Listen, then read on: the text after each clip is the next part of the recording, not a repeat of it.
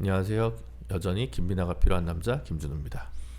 김준우입니다. 네, 드디어 윤석열이라는 작자가 체포가 되었습니다. 아마 오늘 지금 방송에 나가는 17일쯤에는 구속영장이 청구되지 않았을까? 아직 뭐 모르겠어요. 예. 근데 청구되겠죠, 뭐. 청구되겠죠. 예.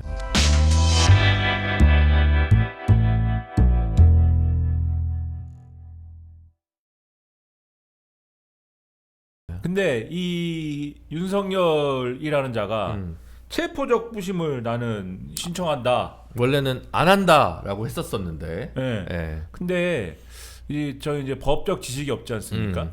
궁금증이 생기더라고요. 예. 왜 굳이 난 체포적 부심을 신청한다. 거기까지 좋아요. 예. 뭐 잘 할 수 있으니까. 예. 근데 서울중앙지법에다가 신청한다. 예. 그렇게 주장을 하거든요. 네. 근데 그게 무슨 의미가 있어요?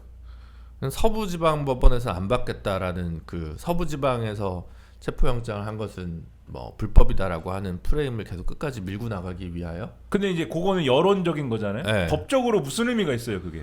법적으로는 크게 상관은 없어요. 그러니까 저도 검토를 좀 해봤는데 어쨌든 그 방어권 보장 차원에서 어느 정도 넓게 관할권이 좀 인정될 수 있기 때문에 사실 이런 수는 듣도 보도 못했지만 어쨌든 뭐 공수처가 또 이제 그 기소권이 없기 때문에 좀 애매하긴 한데 그거를 이유로 그냥 간이기각할 것 같지는 않아요. 그게 아예 말도 안 되는 거면 간이기각을 할 텐데 뭐 여러 가지 사정을 살펴서 할 수 있다고 돼 있는 걸로 저는 알고 있긴 해요. 그러니까 체포 적부심을 그러니까 영장은 체포 영장 자체는 서울 서부지법에서 나왔지만 체포 적부심을 서울중앙지법에 신청하는 것은 법상 문제가 없다. 1. 네. 그런데 2. 그러면은 체포 적부심이 뭐 물론 이제 이 방송 나가는 시간에는 뭐 결론이 났겠죠. 네. 체포 적부심이 예를 들면은 그 결과가 체포 영장의 발부나 집행이 불법이다라는 결론으로는 안 날 것이다. 당연히 안 나겠죠. 네. 네. 당연히 안 날 것이다. 네. 그러니까 제가 다른 변호사 방송하는 거 들어봐도 네. 체포 적부심을 첫째 신청하는 걸 잘 못 받고 둘째 뭐 신청할 수 있는데 그걸 신청해가지고 체포영장의 집행이 무효가 된다든지 이런 걸 본 적이 없다. 그렇게 얘기를 하더라고요. 네. 그래서 그런가 해서 이제 물어봤는데 그러면은 더 이제 의문이 되는 게 네. 그러니까 여론 말고 법적으로 법 절차적으로 네. 서울중앙지법에 뭐 꿀 숨겨놨습니까? 왜 이렇게 서울중앙지법에 집착을 하는 거예요? 그러니까 요거는 그 전까지는 서울 서부지법에 대한 이제 여론을 제외해가지고 서울 서부지법에 대해서 막 얘기를 여러 가지를 한 게 뭐 예를 들면 체포영장이 서울 서부지법이 내준 게 뭐 부당하다든지 거기다 신청한 게 부당하다든지 서울 서부지법의 판사가 영장에다가 뭘 적은 게 뭐 나쁘다든지 이런 주장을 뭐 이 예를 들면 뭐 시간 끌기 내지는 뭐 그냥 법적으로 뭔가에 하나라도 뭐 얘기하고 싶어서 이런 걸로 이제 이해를 해보려고도 했는데 여러 이해 방식이 있겠지만은 뭔가 하여튼 부당하다는 얘기를 하고 싶은 거다 이렇게 이해하려고 했는데 서울중앙지법에다가 반드시 나는 뭔가 법 절차적인 어떤 것들을 받고 싶다라고 하는 이거는 뭐냐 이게 뭐예요 이게? 저도 잘 모르겠지만 거기다 꼴을 숨겨놓은 건가? 누가 거기 있습니까? 왜 그러는 거예요? 아니 근데 그 누가 심사할지도 모르는데 그래도 좀 보수적인 법관이 한 명이라도 더 걸리지 않을까? 라고 하는 생각을 가질 수 있고 1. 2번은 어쨌든 체포 적부심 시간만큼 그 원래 체포영장 기간 48시간 내에서 이게 그러니까 연장이 되잖아요. 그 시간에 가산 안 하니까.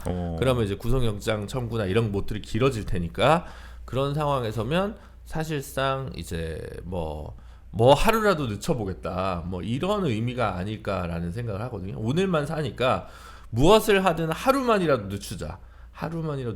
근데 그게 서울 서부지법에다가 체포적부심 신청하는 거랑 서울 중앙지법에 신청하는 거랑 뭐 일수가 달라져요? 아니요. 체포 적부심을 하는 게 달라지는 거죠. 그건 이제 체포적부심을 신청하는 자체에 대한 얘기고 네. 그렇죠? 그래서 실제로 공수처는 체포적부심을 신청한 요 기간 동안에 구속영장은 신청 안 한다라는 거잖아요 지금. 그렇죠. 네, 요게 결론이 뭐 만약에 100에 하나, 만에 하나, 진짜 10만에 하나, 100만에 하나, 1000만에 하나, 천만 분의 일로 네. 이게 뭐 체포적부심 통해 가지고 영장이 좀 그러네요. 뭐 이럴 수도 있으니까 그러면은 그 가능성까지 그러면은 정말 천만 분의 일까지 고려해 가지고 정말 그러면은 그것까지 고려해서 구속영장은 신청 안 하는데 뭐 그건 그러면 그런 의도라고 치고 그 시간 끌기라고 치고 왜 이렇게 서울중앙지법에 집착을 하느냐에 그렇죠. 대한 법조적인 설명이 가능하냐? 불가능하지. 네, 불가능하다. 모든 것은 불가능하다. 네. 모든 것은 그러면은 이게 그러면 법적인 설명이 아니더라도 제가 법조적인 설명이라고 말했잖아요. 법조인끼리의 뭐 소문이라든가 뭐 무슨 뭐 거기에 누가 친하다든가 뭐 아니면 무슨 서울중앙지법이 특히 예를 들면 뭐 보수적인 뭐 색채를 갖고 있다든가 뭐 그런 겁니까 이게? 보수적인 법관들도 분명히 포함이 돼 있으니까 뭐 비율적으로 누가 하나 걸릴 수도 있지 않을까라는 서툰 기대. 특정해서 누가 있다기보다 그러면 서울 서부지법에는 보수적인 법관이 없어요? 법관 숫자가 적다 보니까 적다. 중앙에 제일 법 판사가 많으니까 뭐 하나라도 혹시 걸릴 수 있지 않을까? 뭐 이런 생각이 있을 거고 처음부터 서부는 그랬으니까 프레임 싸움으로 이거 어차피 이러거나 저러나 상관없으니 중앙으로 가서 그냥 여론전을 끝까지 자기 프레임을 유지해보자 이런 생각이 아니었을까라고 생각이 들고 원래 현실에서는 체포적부심을 신청한 사람이 뭐 옛날에 우리가 아는 사람들이 좀 있어요. 권영국이라든가. 네. 아유 제가 뭐 옛날에 기록 어디 보니까 뭐 사람들이 잘 모를 수 있으니까 사진을 꼭 띄워주세요. 네. 그러니까 그 이제 공익 변론이 가능한 사람들 왜냐면 변호사한테 체포적부심을 이제 하려면 또 변호사가 출석을 하고 뭘 써야 되잖아. 급하게 급행료가 필요한 거 아니야. 사실 왜냐면 48시간 안에 빨리 해야 되니까. 근데 결과는 잘 안 나올 거 아니야. 근데 변호사는 따로 돈 받을 거 아니야. 그러면 안 하지. 구속적부심을 하시죠. 이렇게 얘기를 하지. 좀 준비를 해가지고 쓰게 이럴 거 아니에요. 그러니까 사실은 차라리 구속영장 단계에서 그러면 또 하고 또 하면 아무리 그래도 뭐 돈 200 근데 이제 활동가들이나 이런 사람 잡혀가면 옆에서 이제 무료 변론을 해주니까 이제 이거 여론전이니까 한번 싸워봅시다. 되는 걸 다 하자. 제주도 아마 옛날에 해군기지 투쟁할 때도 한번 했을걸요. 뭐 아니면 뭐 고영태 씨가 뭐 김용민 의원이 그때 체포적부심 한번 신청했을걸요. 그러니까 그런 식으로 뭔가 이렇게 하는 이제 독특한 경우들 애나 가능하지. 일반 여러분이 이제 체포적부심이 있는데 왜 안 해요라고 왜 활용 안 해요라고 하면 이런 문제가 있을 수 있다. 아니 그럴 거 아니에요. 사실 변호사님 입장에서도 아니 저야 뭐 이렇게 하는데 이거 또 해봐서 뭐 합니까? 싸울 거면 좀 더 저한테 하루 더 시간을 주시고 열심히 써가지고 구속적부심에서 다퉈 하루 이틀이라도 더 주시고 이게 나을 거니까. 그래서 뭐 하여튼 영장실질심사 구속영장 어차피 청구할 텐데 구속영장 실질심사에서 최선을 다해 보시죠. 이렇게 가겠죠. 그래서 보통 그래서 잘 쓰이지 않는 초식이다. 체포가 되고 나니까 약간 주변에 윤석열 주변의 법조인들은 그동안은 그래도 좀 거리를 둬왔는데 약간 짠한 마음이 생기나 봐요. 자꾸 이제 합류를 해요. 이 탄핵 심판하는데 자꾸 변호사들이 탄핵 심판? 탄핵 심판에 합류를 한 건가? 이 수사에 합류를 한 건가? 뭐 변호인단에 그냥 합류를 했다 이렇게만 나와가지고 아까 잠깐 본 거여가지고 뭐라고 하는 거야? 이 조대연 전 헌법재판관? 예. 잘 아시나요? 이게 뭐야 이게? 조대연 옛날에는 그 열린우리당 쪽에서 추천한 탄핵 심판 변호인으로 이제 합류를 했네. 조대연 전 헌법재판관하고 정상명 전 검찰총장 여기야 뭐 여기 이쪽에 원래 멘토죠. 경북고등학교 출신. 이 두 명이 이제 이 탄핵 심판의 변호인으로 합류를 했다. 이 기사가 나왔더라고요. 근데 지금 얘기한 대로 정상명 전 검찰총장 뭐 그렇다 치고 이분은 대선에도 상당히 이제 영향력을 뭐 행사한 걸로 알고 있고 대선 때도 윤석열 대통령 상당히 도와준 걸로 알고 있는데 원래 노무현 대통령 때 검찰총장이죠. 그렇죠. 근데 조대현 전 헌법재판관은 이분 같은 경우에는 이제 과거에 이제 참여정부 때 지금 말씀하신 그 시기에 사실 정상면 전 총장하고 사법논술 7기 동기생 친목 모임이 있는 8인회 같은 멤버였다는데 노무현과 함께하는 그렇죠. 8인회. 그렇죠. 이 모임이었다는데 그렇죠. 그러니까 친구를 끌어온 것 같은 그런 개념인 것 같은데. 그럴 수 있죠. 근데 헌법재판관 이거 할 때 보면 항상 이 성향을 분류를 하잖아요. 네. 그렇게 뭐 극보수이거나 뭐 이랬던 분은 그런 분은 그렇죠. 아니셨어요. 네, 아닌 걸로 분류가 되지 않습니까? 소수 의견을 굉장히 많이 쓰셔가지고 네, 뭐 미스터 소수 의견이라고 거의 부른다는데. 그렇다고 하실 수 있는. 네. 그래서 진보 보수를 막론하고 자기 소신이 있으면 네. 난 쓴다. 그럼 사실 일이 많아지는 거거든. 그럼 주심이 쓰면 다수 의견은 그냥 묻어가도 되는 건데 네. 꼭 별개 의견이라도 막 써가지고 이제 우리 헌법 밖에 논리를 풍성하게 해주신 분인데 형식적으로는 제가 같은 법무법인에 있었던 적이 있습니다. 형식적으로. 형식적으로 거의 안 나오시고 곧 나가셨을 건데 이분이 1951년생인가 그러셔가지고 나이가 이미 많으셨을 거예요. 이미 나이 많으시고 제가 이제 화우라고 하는 법무법인에 있을 유명한 때 데인데. 거기에서 공익 변호사를 있을 때 네. 원래 이제 석동현 변호사가 있었고 그다음에 이제 제가 나간 지는 한참 됐습니다. 16년 12월에 나갔으니까 나중에 이제 안창호라는 분이 또 고문으로 오셨다가 대형로펌이라는 데는 사실은 뭐 좌우를 따지고 부르는 데는 아니기 때문에 그냥 이제 이런저런 분이 오시는데 조대현 재판관님은 그리고 나서 그 뭔가 독실해요. 믿음이 제가 알기로 뭐에 대한 기독교. 그래서 그 내부에 무슨 문제가 있다고 잠입을 해가지고 주거 침입죄가 문제가 된 케이스가 어디에 잠입? 교회에 교회예요? 무슨 뭐 문서에 문제가 있다, 뭐 운영에 문제가 있다, 뭐 비민주적이다 이래가지고 뭐 하여튼 그런 걸로 한번 기사가 나고 그리고 나서는 사실은 소식을 전혀 몰랐거든요. 그래서 어떻게 되시는지는 잘 모르겠지만. 뭔가 모르겠습니다. 왜 그랬는지 모르겠지만 여하튼 또 노년에 간만에 이름이 등장하네요. 야, 조대현 재판관님. 저는 사실 얼굴을 뵌 적은 없습니다. 그래서 잘 모르는데 좀 의외이긴 하네요. 그래서 뭐 체포되니까 짠한가 봐요. 주변에서. 재판관 얘기하니까 지금 또 그 김희수 전 재판관이 탄핵소추 대리인단에 들어가서 정계선 재판관을 기피를 해야 된다. 뭐 이제 이 논리가 또 그 윤 측에서 냈는데 그걸 헌재에서 기각했죠. 그거 포함해서 여러 가지 얘기를 주장을 했는데 일단 윤석열 측에서 얘기를 한 게 지금 말씀하신 대로 정계선 재판관 기피 신청하고 싶다. 요거 얘기한 거 하고 그 다음에 변론기를 왜 한 방에 이렇게 다 지정하냐, 다 잡아놨냐, 이거 싫다. 이거 뭐 한 번 하고 우리한테 물어보고 또 한 번 잡고 이렇게 해야지.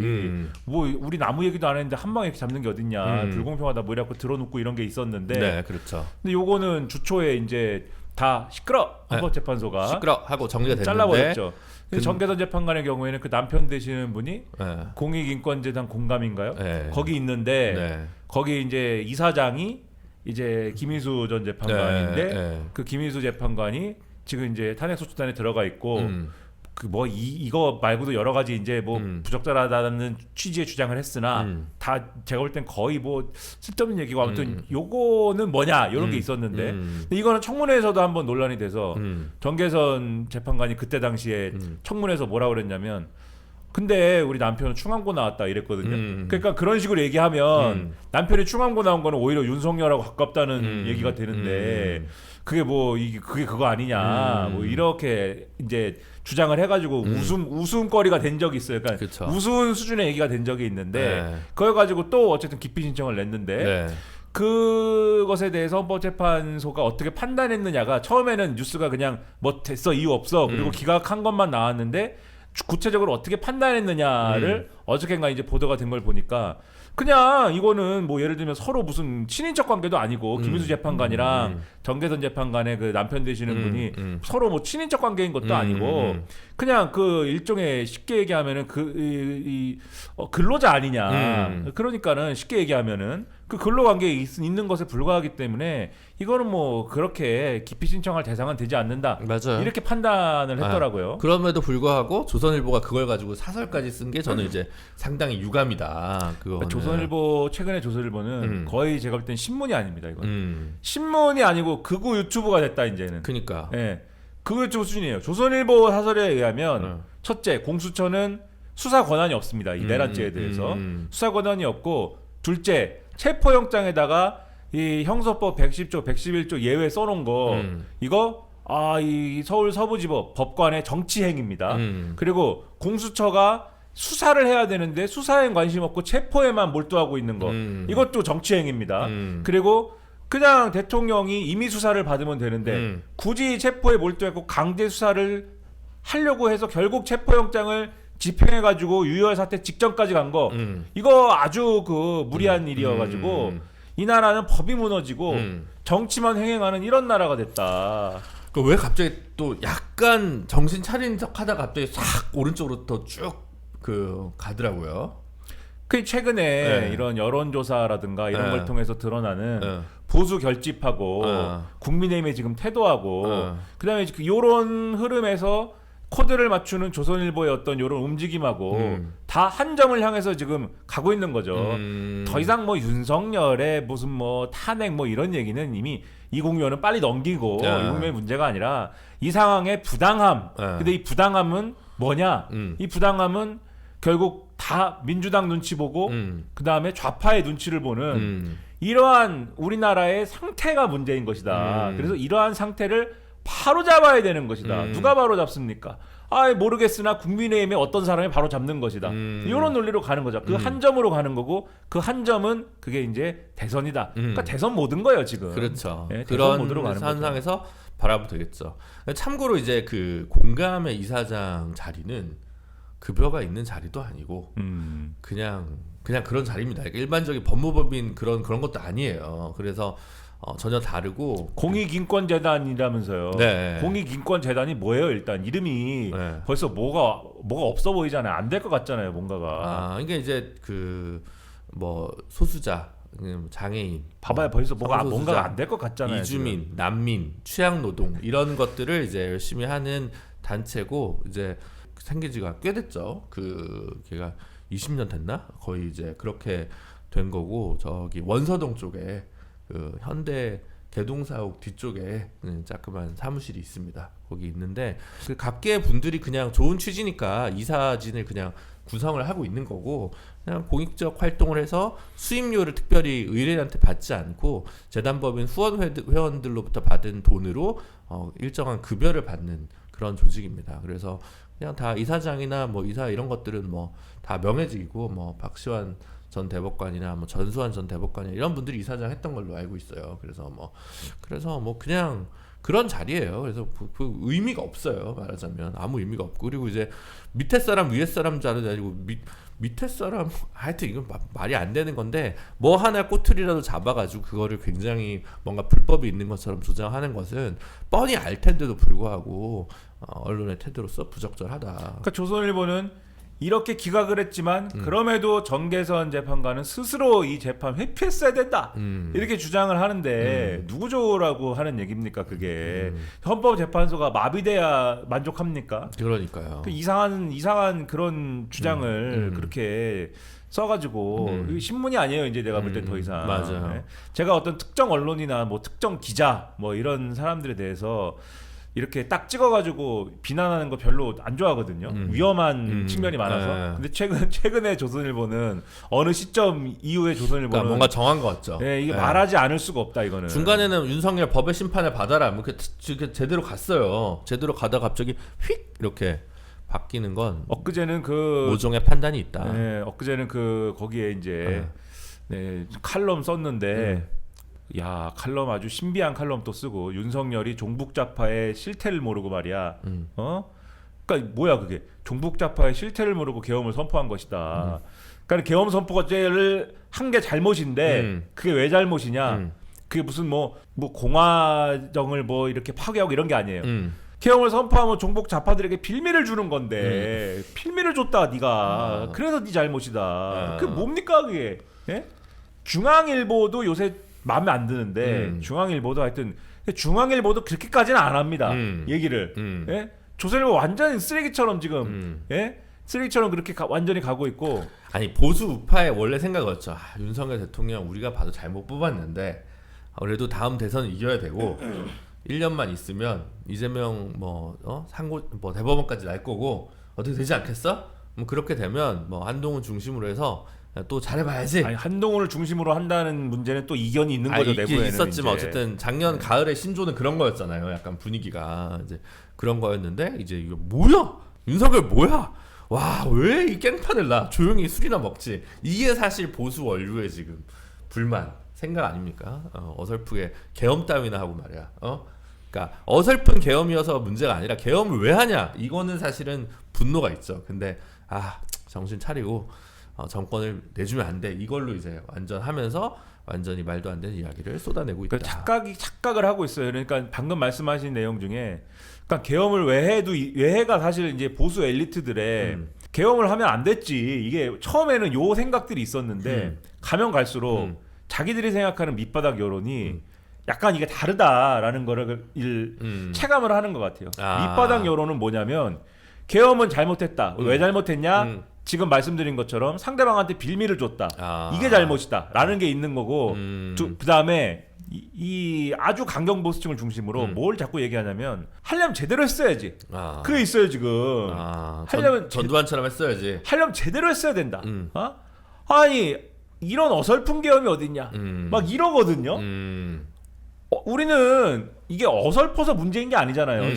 시도했다는 것만으로도 헌법 위반인 것이고 이 형법상 내란죄를 저지른 것이고 아주 용납을 못하는 그런 일을 한 거잖아요. 그게 아니고 하려면 제대로 했어야 된다. 이렇게 주장을 하기 때문에 요거를 이제 보면서 그 여론에 영합을 하는 거죠 지금.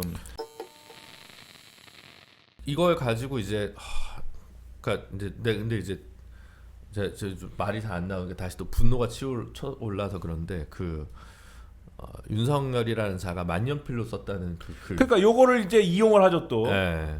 윤석열이라는 자가 체포가 되는데 나는 참 그 체포되는 와중에 동영상 찍은 것도 웃기고 그 동영상 찍고 나서 그건 또 언제 썼습니까? 그걸 또 써가지고 또 공수처가 하는 조사는 또 안 받으면서 조사는 안 받고 계속 묵비를 하면서 그걸 또 언제 써가지고 아니 그날 한 일을 봐봐요. 체포를 하러 왔잖아요.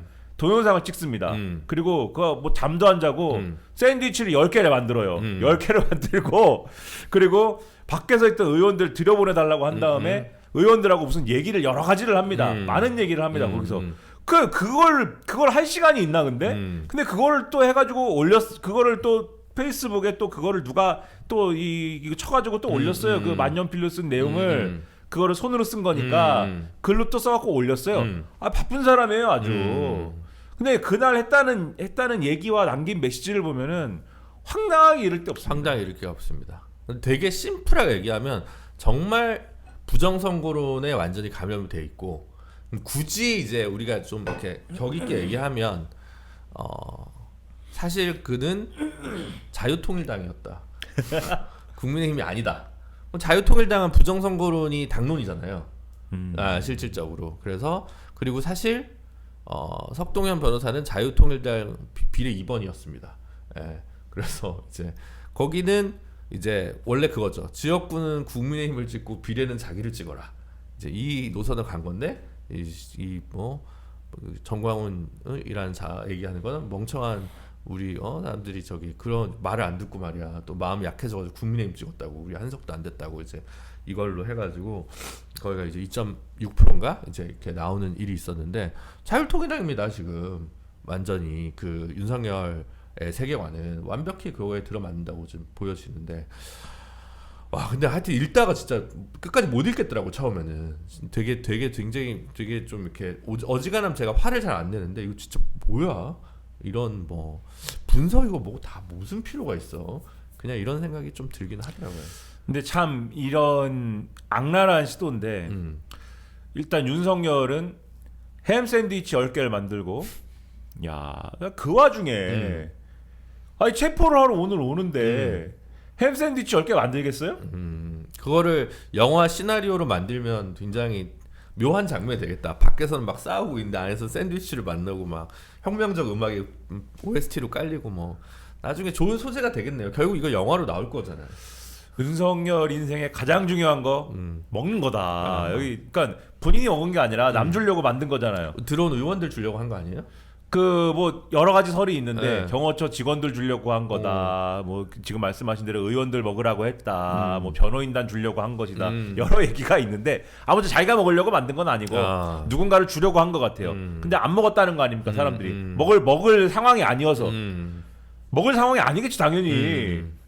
윤석열 본인도 뭐 1시인가 잠들었다가 2시 반인가 일어났다는 거 아니에요. 이게 그럴 상황이 아니니까. 그러나 그런 상황에도 햄 샌드위치를 만든다. 예? 내일 지구가 망해도 나는 오늘 10개의 햄 샌드위치를 만든다. 이 정신인데 네. 아무튼 뭐 약간의 공감을 느끼면서도 뭐 나도 뭐 오늘 나를 체포한다 그러면 오늘의 아침 식사는 할 것 같은 생각이지만 아무튼 뭐 그거를 만드는데 약간 우리로 치면 시험 보기 전에 미드를 본다 뭐 이런 느낌인데. 그러니까 대단한 사람인데 대단한 자기만의 정신세계가 있는 거예요. 그러니까 이분은. 근데 국회의원들이 와가지고 대화를 하면서 했다는 얘기들을 보면 이게 뭐야? 대화를 하는데 국회의원들이 와가지고 그다음에 원외위원장들 와가지고 윤상현 의원이 전한 말을 보면 원외위원장들 눈물을 흘리고 바닥에 막 엎드려 울고 눈물을 흘리고 그 와중에 윤석열은 위로도 해주고 괜찮다 위로해주면서 요즘에 지지율 많이 올랐더라. 내가 유튜브 보니까는 2030 네, 우리 미래가 있다. 좋은 얘기 많이 하더라. 그 신문 그 보지 말고 유튜브 많이 봐라. 유튜브에 진실이 있다. 신문 녀석들 안 된다. 이런 얘기하고 그러면서 내가 나도 하나의 미랄이 되겠다. 내가 보니까 정권 재창출도 가능하겠더라. 이런 얘기를 했다는 거 아닙니까? 그 상황에 진짜 어이없는. 근데 야 정권 재창출 얘기를 거기서 하나? 뭐 어떤 느낌이 들어요? 내가 지금 체포영장이 집행이 돼가지고 잡혀가면은 나는 다시는 빛을 못 볼 수도 있습니다. 근데 거기서 정권 재창출이 머릿속에 있어요. 그게 뭘 의미합니까? 사면 받고 싶다. 그러니까 나는 그게 바로 생각나더라고요. 지금 사면하자는 사면 내줄 거지 뭐 이런 얘기인가? 그렇지. 내가 검찰총장 해봤는데 요런 사건, 요런 사이즈 사건 같은 경우에는 잡혀가면 체포, 그다음에 구속, 그다음에 구속 기소, 그다음에 재판 때리고 1심, 2심, 그다음에 대법원 확정 판결까지 뭐 쭉 가면은 그다음에 확정 판결에서 별로 내가 나올 뭐 몇 년 살고 나오고 이런 개념이 아니야 이거는. 그거 내가 해봐서 아는데 그런 개념이 아니기 때문에 너희들이 사면을 해주지 않으면은 나는 이제 빛을 못 봐요. 근데 내가 지금 열심히 노력하잖냐. 이 지지율 누가 올려줬냐. 2030들이 유튜브에서 지금 이 좋은 얘기하는 거 다 누구 덕이냐? 이게 계엄을 선포한 거는 내가 정의의 계엄을 선포해가지고 뭐 이렇게 하려고 한 거지만 그다 내가 복구한 거 아니냐? 이게 정권 내 덕에 잡으면 사면해야 되는 거 아니냐? 이 얘기를 한 것처럼 비춰지고. 그렇죠. 예? 거기 그 와중에 울면서도 자기들은 그런 생각 막 했을 거 아니에요. 제가 볼 때는 국회의원들이 이게 무슨 얘기지? 권영진 씨가 그래서 권영진 의원이 저기요 근데 혹시 진짜 국회의원 체포하라고 그랬어요? 그걸 물어보고 거기서 이거 혹시 그 국회의원 진짜 체포하라고 그랬어요? 근데 윤석열이 절대 그러지 않았지. 그래서 그래요? 근데 그거는 이제 절대 그러지 않았지. 뭐죠? 조지호 경찰청장, 김봉식 서울청장이 처음에 이제 열었다 풀었다 하다가 결국은 이제 안가 회동인가 하고 나서 전면 입장을 차단하기로 한 거다라고 하는 게 이제 지금 나온 거죠. 수사 결과가. 지금 공소장에 그게 포함돼 있다는 내용이죠. 조국 혁신당 측이 밝힌 공소장 내용을 보니까 박은정 의원이 처음에는 이 경찰청장이랑 서울청장이 우리는 처음에 그 지시를 듣고 깜짝 놀래가지고 절대 그거 하지 말라고 그랬습니다 이랬는데 절대 그걸 하지 말라고 그런 게 아니라 그거 열심히 해야지 이런 분위기로 그 정도 가갖고 되겠어? 빨리 가 이렇게 한 걸로 그렇게 됐다는 걸로 상당히 추정이 되는데 아무튼 그 왜 열심히 하려고 했겠습니까 서울청장이 대통령이라는 자가 열심히 하라고 그러니까 하는 거지. 그쵸. 뭘 이제 와서 아니라고 하고. 근데 아무튼간에 했냐고 그러니까 아니라고 했다. 그다음에 뭐 합니까? 이제 동영상 찍죠. 그 동영상 보면은 윤석열이 뒤에 뭐 태극기나 이런 것도 있고 해야 되는데 그런 것도 없어요. 그냥 커튼 앞에서 찍잖아요. 그렇다는 거는 제대로 된 준비 없이 찍었다는 거고.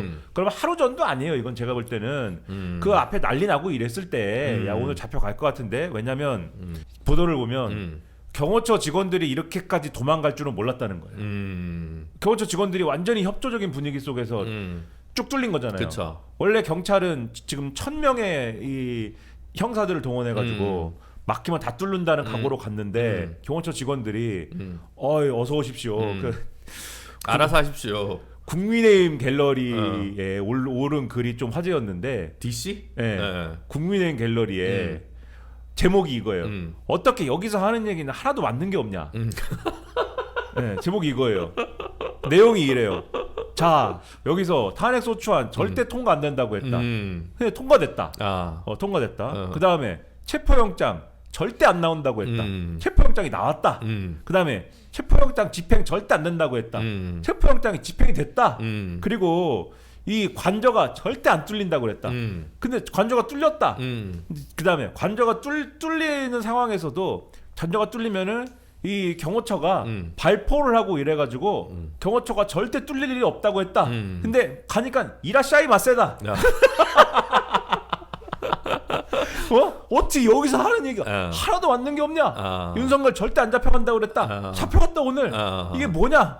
아니 근데 국민의힘 갤러리도 가서 보세요? 아니 그걸 누가 캡처해가지고 캡처해서. 막 놀리는 거지 이제. 이거 봐라 이거 드디어 그렇구나. 현실을 깨달았냐 그러니까. 이러면서 이제 그러니까 이라샤이마세 이게 난 너무 웃겨가지고 왜냐면은 경호처 직원들이 계속 이제 현실을 깨달으라고 밖에서 그들 그 경호처의 그 상부의 그 건희파 용연파들이 주입해 놓은 그 세계관을 깨려고 현실 자각 타임을 계속 준 거잖아요.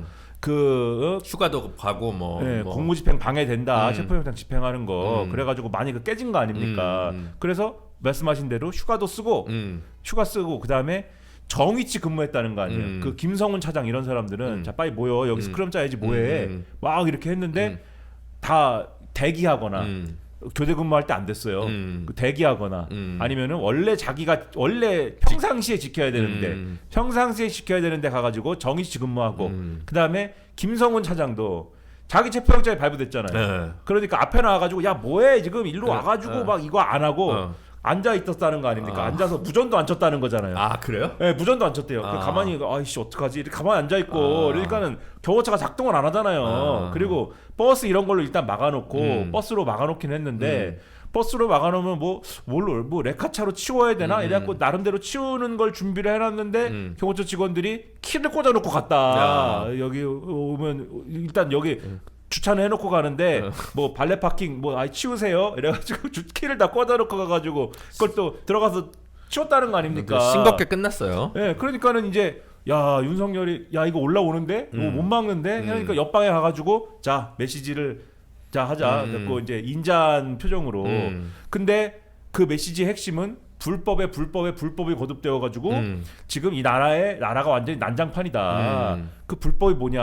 아까 말씀드린 공수처가 수사권이 없고 체포영장이 불법이고 그 불법적인 체포영장이 집행되는 것도 불법이고 나를 체포하는 것도 불법인데 나 유혈 사태까지 일어날 것 같아가지고 나 진짜 다 많이 양보해서 자진출도 한다. 공수처가 불법인 거 알지만 내가 그냥 큰 결단해가지고 간다. 뭐 이런 내용을 지금 녹화를 한 거란 말이에요. 아니 근데 난 황당한 게 체포영장에 대해서 원래 첫 번째 나온 체포영장에 대해서는 국민의힘 너무 웃긴데 국민의힘 사람들이 자 이 체포영장에 누가 형사소송법 110조 111조는 예외 배제한다. 이걸 쓸 수가 있어. 이런 걸 써놓은 이런 체포영장은 무효야. 이래가지고 이따위는 불법이야 막 던져버렸잖아요. 근데 두 번째 나온 체포영장에 그게 없지 않습니까? 그게 없죠. 없더니 또 이 조항이 없는데 어떻게 관저에 들어갈 수가 있어 이러면서 이러잖아요. 그럼 체포영장에는 뭐가 있어야 됩니까 그러면? 그래서 서부지방법원이 아니라 중앙지방법원에서 체포영장을 만약에 발부했으면 서부지방법원에서 발부 안 했다고 또 욕할 애들이었다. 그렇게 봐요 저는. 아니 거기 써 있어도 문제, 안 써 있어도 문제. 그러면은 관저는 뭡니까? 성역입니까? 현대판 소도입니까? 그러니까 거기를 어떻게 할 수 있는 방법이 없어지는 거잖아요.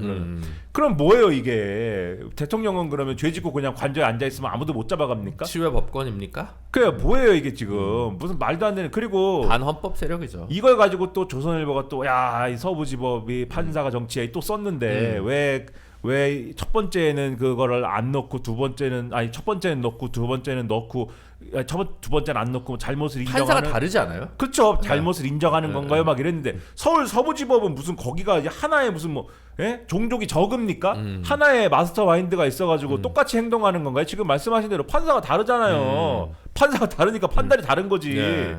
장난치는 거예요 네. 지금. 아무튼 불법에 불법을 거듭했다. 이 영상 딱 찍고 그 영상 찍은 다음에 그 불법에 불법을 거듭한다라는 그러한 영상이 사실은 법적으로 지금 말도 안 되지만 누구를 겨냥하는 거예요? 그 극우 유튜브와 극우 시위대한테 본인의 모습이 등장하는 영상을 또 이렇게 줌으로써 또 하나의 동력을 제공하는 거잖아요. 근데 그게 어쨌든 영향을 또 미치고 있는 건 현실이라서 그렇죠. 또 그게 또 우려스러운 거죠. 그러니까 동력이 또 되는 것이고 네. 그 다음에 이제 만년필. 음. 만년필은 또 언제 만년필 취미가 있어? 만년필은 어느 회사 걸 쓰시나? 이게 만년필의 세계가 또 만년필 취미가 있으세요? 저는 이제 라미 이하로만 쓰죠. 라미. 가격대 이하를. 네. 라미는 좀 논쟁적입니다. 이게 아. 만년필이냐 아니냐의 논쟁이 좀 있습니다. 라미는. 그리고 예. 이제 다이소에 그 라미 짜가가 있어요. 오. 라미랑 똑같이 생겼는데 라미가 아니야. 어. 이 중국에서 물건 넣은 그 네. 근데 오래 쓸 수가 없어. 그거는 확실히 내구성이 좀 떨어져가지고. 근데 또 중국산 만년필의 세계가 또 있습니다. 이게 대단한 세계가 또 있어요. 이게 중국은 하여튼 야. 그리고 변호사 시험이 지금은 이제 이 미국처럼 이 CBT 컴퓨터로 하는 걸로 몇 년 전에 바뀌었거든요. 네. 예, 근데 이제 그 전에는 이렇게 다 썼어야 되니까. 오. 그래서 저도 이제 10몇 년 전에 마지막 수험 생활 할 때 네. 이게 어떻게 하면 좀 써질까 싶어가지고 그 세필로 유명한 뭐죠? 세일러인가? 오. 일본 예, 있어요. 저가 뭐 그것도 좀 써봤다가 뭐 오. 하여튼 뭐 몇 개 좀 비싼 건 안 써보고 선물 받은 적은 한두 번 있는 것 같은데 그 뭐지? 프랑스 거 뭐지? 몽블랑 말고 몽블랑 프랑스? 이름 까먹었다.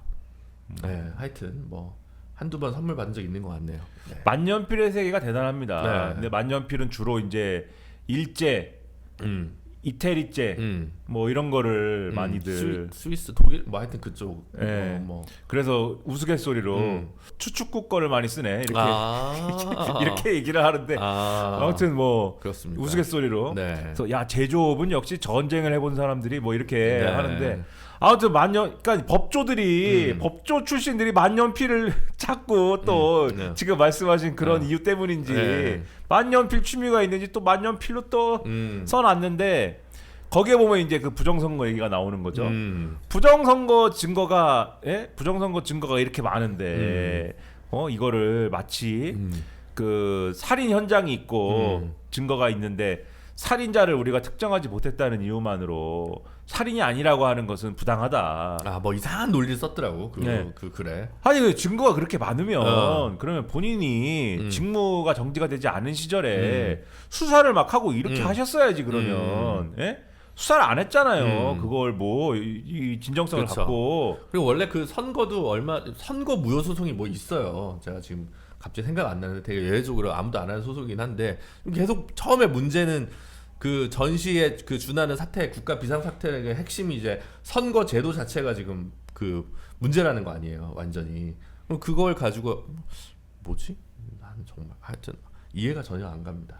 그러니까 그 증거가 이렇게 많으면은 뭐 밝혀내시든지 그러니까. 그러면 그것도 아니고 그리고 실제로 이 부정선거와 관련된 모든 얘기는 모든 단계에서 뭐 수사 단계 그다음에 일부는 법원 뭐 일부는 또 뭐 어디 다 근거가 없는 걸로 이미 다 확인된 사안이고 그럼에도 불구하고 그 세계관을 끝까지 밀고 나가는 게 김용현 지금 그 전 국방부 장관 첫 변론기 오늘 열렸나? 하여튼 그랬는데 그 선관위 서버 보전 신청이 근데 그 저기가 20 몇 건이래요. 증거 자료가 일단 그 저기 기록이 그리고 조지호 김봉식은 30 몇 건이라든가 하여튼 소송은 길어질 겁니다. 그거를 진짜 개표 참관인이라도 한번 해봐라. 그 되겠는가 그 부정선거가 말도 안 되죠. 그 아무튼간에 그 증거가 그렇게 많으면 뭘 하시든가. 근데 그것도 안 하고 그래도 부정선거의 증거가 많으면 그 증거를 쓰든가. 그 쓰지도 않았잖아요. 그 이상한 비유만 있고. 그러니까 내가 볼 때는 많은 사람들이 유튜브 보다가 뇌가 썩었다 이렇게 얘기를 하지만 내가 볼 때는 물론 그런 부분도 있겠지만은 극우 유튜브와 극우 이제 그 지지자들에게 나도 여러분과 같은 마음이요 라고 하는 공감을 불러일으키고자 하는 목적이 훨씬 커 보인다. 아 그럼 자기는 그러니까 저는 확신범이라는 생각이 들었는데 그게 아니신 거예요, 평론가님? 아니 그런 확신범인 측면도 있겠지만 마음으로 이게 그럴 수 있어라는 어떤 마음도 있겠지만 이걸 던져야 더 격렬하게 반응해서 지지층을 결집시킬 수 있다라는 수다. 그런 판단도 상당 부분 있는 거 아니냐. 지금 이 얘기를 계속하고 있는 게. 그리고 이 얘기를 하면서 굳이 또 중국 얘기를 또 써놨어요. 그렇죠. 예. 이게 부정선거 그 일당들이 국내외로 뭐 이렇게 연결돼가지고 이거를 막고 있다 뭐 이런 식으로 써놓잖아요. 그렇죠. 그게 뭐겠어요 결국. 중국 얘기잖아요. 중국 얘기죠. 그렇게 해석할 수밖에 없는 거거든요. 그러니까 중국 음모론. 근데 중국 음모론이 사실 상당히 독특한 거거든요. 이게 지금. 그렇죠. 예? 황당한 얘기를 갖다가 지금 하고 있는 거지 않습니까? 근데 그 얘기를 또 자극해갖고 여러분과 또 마찬가지예요. 저의 마음, 여러분 마음 마찬가지입니다. 이래 놔가지고 그래서 여러분 저를 계속 사랑해 주십시오. 그러면 윤석열이 지금 요 어떤 분위기를 계속 유지해서 요 분위기를 요 극우 유튜브와 극우 지지자들의 사랑을 자기가 받는 그러면서 한편으로는 자기가 지금 뭔지 아십니까? 유사 예수입니다. 부정선거를 위해서 자기 한번 불살라가지고 순교하는. 네, 자기 한번 불살라가지고 계엄도 선포해갖고 정치적으로 망하고 계엄 선포해서 정치적으로 망하고 공수처에 의해서 지금 뭐 잡으러 와가지고 내 발로 걸어나갔다는 거예요. 또 이 사람들은 주장이 말도 안 되는 또 얘기죠. 내 발로 걸어나갔다. 내 발로 걸어나가가지고 지금 나는 이런 불이익을 보더라도 우리 국민들은 이런 불이익 보지 마시오. 이러면서 간 거 아니에요 지금. 그렇죠. 영상에서 그런 주장하지 않습니까? 그렇게 나간 거여가지고 여러분 감동 받으세요. 이렇게 하면서 부정선거 중국인 이 얘기를 하면서 간 거거든요. 이 유사 예수예요 이게. 그 애초에 부정선거론을 주장해가지고 이 난장을 펴놓은 사람들은 그거 유튜브와 이것을 신봉하는 사람들 아닙니까? 원죄는 여기 있는 거거든요. 대속한 거예요 윤석열이 지금. 이 원죄를 대속을 한 겁니다. 그러니까 이 사람들은 계속 윤석열은 억울하다. 윤석열을 구해내야 된다. 이 얘기를 당분간 할 수밖에 없는 거 아니에요. 그러니까 이 동력을 유지를 시키는 거예요. 그러면 이게 국민의힘이 지금 국민의힘은 또 여기에 올라타 있는 상황 아닙니까? 국민의힘에는 도움이 되고 예? 윤석열의 세계관 안에서 그 국민의힘에 이걸로 도움을 주고 국민의힘에 도움이 되면은 정권이 재창출이 되고 누가 할지 모르겠으나 정권이 재창출이 되면은 사면이 되고 요거죠 지금 얘기가. 그래서 요것도 제가 볼 때는 그러느라고 그 만년필로 오랜만에 일필휘지 한번 한 거예요. 사실 이게 이미 황교안 때 실패한 세계관인데 그래서 검사 정치가 안 돼 진짜. 돌아버리겠다니까. 이거를 본인이 야 이런 게 정치지라고 생각하면서 지금 하고 있다. 근데 늘 말씀드리지만 이 계엄을 선포한 거에 아주 본질적인 어떤 그 동의는 그러니까 뭐였느냐, 범죄의 동기가 뭐였느냐, 자신과 그 자신의 배우자를 지키려는 목적이 아주 핵심이었다. 그렇게 생각할 수밖에 없는 거예요. 그쵸. 그러니까 이미 명태균의 그 미륵폰과 미륵불의 미륵폰과 미륵불의 미륵컴, 예? 미륵불이 쓰다가 강혜경 씨한테 폐기해 이러고 넘긴 컴에서 나온 수많은 자료들, 그거 줄줄줄 그거에 대해서 검찰이 보고서를 이미 11월 초에 써놓은 거 아닙니까? 그런데 그 오늘 엊그저께인가 저기 이 방송이 언제 나가니까 날짜 감각이 이제 좀 사라지는데 그 군에서 국회 설계도 달라고 왜 했다는 거잖아요. 작년 3월인가에. 그러니까 이미 이것은 좀 그 전부터 어디부터가 예비 음모냐, 예비 음모 단계는 언제부터였냐. 그러니까 결정적인 트리거는 검찰 보고서인 것 같다는 거죠. 100% 동인데 그 전부터 얘기를 계속 사석에서 이렇게 했다는 거고.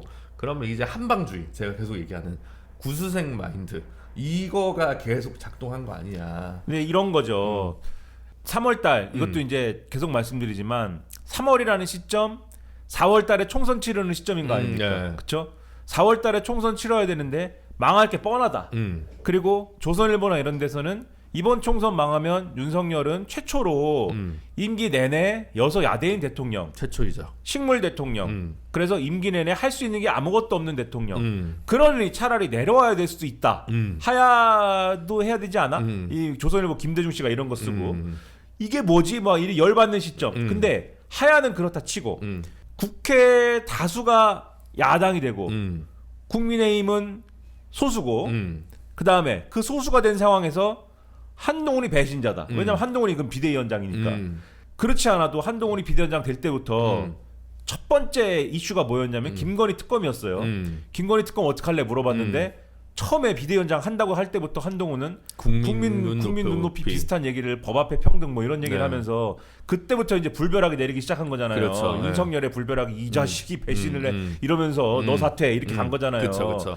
그러니까 관심사가 그건데 3월달에 우리 뭐 얘기합니까? 최상병 사건 이거 막 얘기하는데 최상병 사건을 얘기할 때 이종섭을 도주시키고 호주로 도주시키고 할 때 한참 파다 보니까 뭐가 나와요? 갑자기 뭐 이상한 게 나오고 막 난리가 나잖아요. 또 그때 시점이 그때인지 모르겠지만은 형님이 거기서 왜 나옵니까? 그거는 5월달인가? 아무튼 형님이 거기서 왜 나옵니까? 예? 도이치모터스에 이종호? 예? 이종호 씨는 거기서 왜 나오고 뭐 하여튼 이런 게 쭉 연결되어 있는 상황. 이게 빌드업이고 마지막 트리거는 결국 검찰 보고서에서. 그러니까 3월달이 그런 상황이잖아요. 그러니까는 그때 사실은 본격적으로 그 전까지는 이제 그 전에도 야 이거 뭐 대통령이 할 수 있는 일 중에는 계엄도 있고 말이야 수틀리면 하는 거지 뭐 이러고 이제 다니다가 3월달에 야 이거 분위기 안 좋은데 이거 뭐 계엄 이런 것도 진짜 이제는 좀 실질적으로 쓸 수 있는 카드를 고려해봐야 되는 거 아니야? 이 정도 공감대가 생기니까 김용현 씨가 갑자기 야 우리 저 모임 한번 하지 이래가지고 그 당시에 뭐 수방사령관, 특전사령관 이래가지고 모임을 하기 시작한 것이고 그리고 실제 4월에 까보니까 어떻습니까? 총선 폭망하죠. 그쵸. 역대급 폭망하고 그래가지고 야 국회 구성이 이게 뭐야? 이런 상황에 그래도 야 그러면은 여당에 대한 그립을 확실히 쥐면은 그래도 좀 괜찮지 않아? 그래가지고 전당대회를 잘 치러보자 이랬는데 전당대회 대표 누가 됩니까? 한동훈이 되고 어떻게 원희룡으로 뒤집어 볼까? 나경원을 어떻게 해야 되나 뭐 이러고 있었는데 한동훈이 되고 야 이것도 안 되잖아. 이거 뭐야? 그래가지고 7월달에 한동훈 되고 그 다음에 어떻게 됩니까? 김용현 씨가 경호처장에서 국방부 장관으로 오죠. 그 직후에 그게 뭡니까? 야 이제 여당도 컨트롤 안 될 것 같아. 그러면 지금 야권이 192석인데 여당도 컨트롤이 안 되면 8표가 넘어가겠냐 안 넘어가겠냐. 그럼 이 총선 결과는 부정할 수가 없으니 그런 유일하게 지금 할 수 있는 일은 개헌뿐이다. 그래서 이제 김용현 씨가 이제 국방부 장관으로 넘어오는 시점은 이제 실질적인 이제 단계에 들어가는 것이고 이때 이제 이 총선 결과를 뒤집으려고 하는 생각은 이때 실행 단계에 들어간 거라고 저는 생각을 하는데 그 과정에 이걸 하다 보니까 명태균까지 나와가지고는 미륵불까지 나와가지고는 난리가 나는 거고 윤석열 목소리까지 나오는 거고 11월이 됐는데 이제는 뭐 검찰이 보고서까지 다 써가지고 이제는 완전히 칼이 턱밑까지 오는 것이고 야 이제 마지막 버튼 누르는 거밖에 안 남았는데 눌러야겠다 이제는 11월 말이 되면 이제 버튼 누르는 거죠 이제. 근데 김건희는 알았을까요? 이쯤 되면 이제 처음에는 김건희가 몰랐기 때문에 이런 사단이 났다라는 몰랐다고 해서 그럴 수도 있겠다 생각했는데 이 스토리대로 쭉 왔으면 이거를 뭐 어떻게 모릅니까? 이 동네방네 계엄 이러고 다녔는데 계엄 무새였는데 자기랑 제일 가까운 데 있는 그 배우자가 몰랐다라고 하면은 그거 좀 이해하기 어렵죠. 사태가 이렇게까지 됐는데. 그렇죠. 뭐 법적으로 처벌받을 사람은 아닙니다만.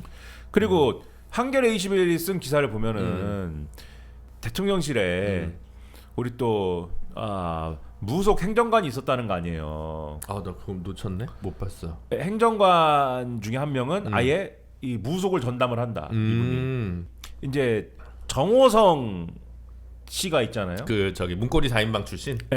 국정농단의 문고리 출신. 정호성 씨가 원래 이제 왜 대통령실에 갔지? 라고 처음에 생각할 때는 탄핵 대비용인가 보다.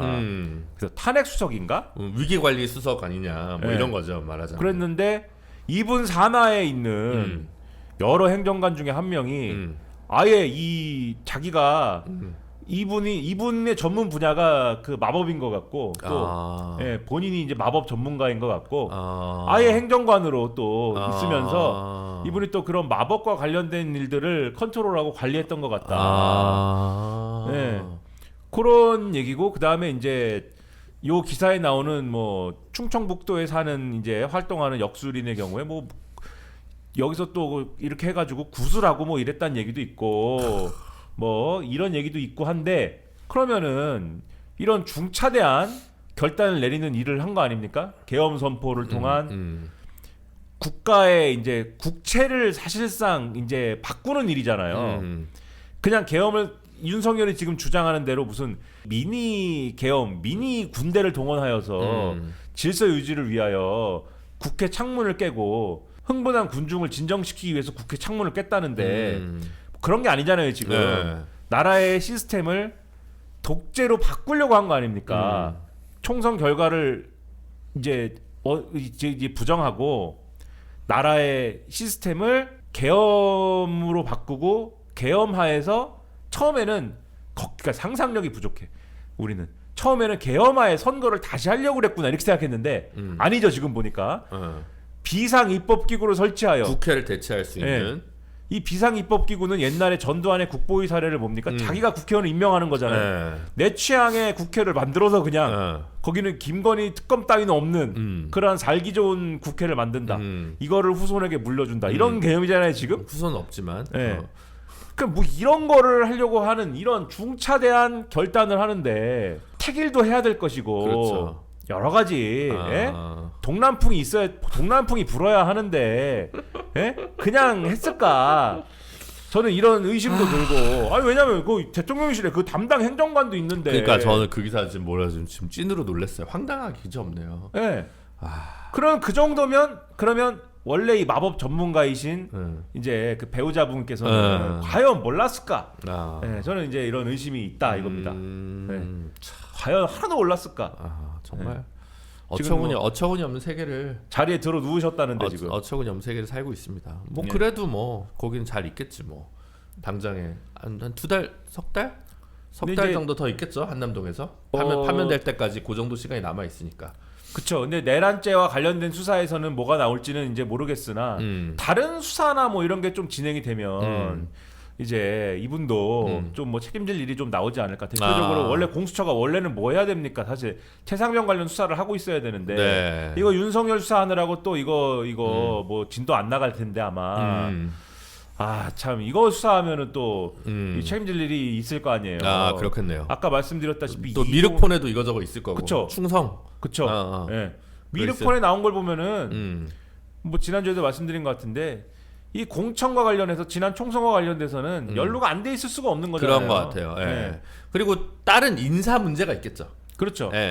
여러 가지 인사에서 관여했을 수 있는 참 이게 문제입니다. 그래서 지금 윤석열은 이제 체포가 됐기 때문에 윤석열 체포, 그다음에 뭐 구속 됩니까? 되죠. 100% 구속 요건 1. 혐의가 소명돼야 되고 2. 도주 우려나 증거인멸 우려. 증거인멸 둘 중에 하나 있어야 되는데 혐의는 무조건 소명되고 그다음에 두 번째 도주 우려는 사실 없는데 그러니까 우리는 사실 도주 우려 있지 않아? 이렇게 생각할 수 있으나 윤석열처럼 전 국민이 알고 움직이는데 품이 많이 드는 사람은 보통은 도주 우려가 없다고 보지 않습니까? 그렇죠?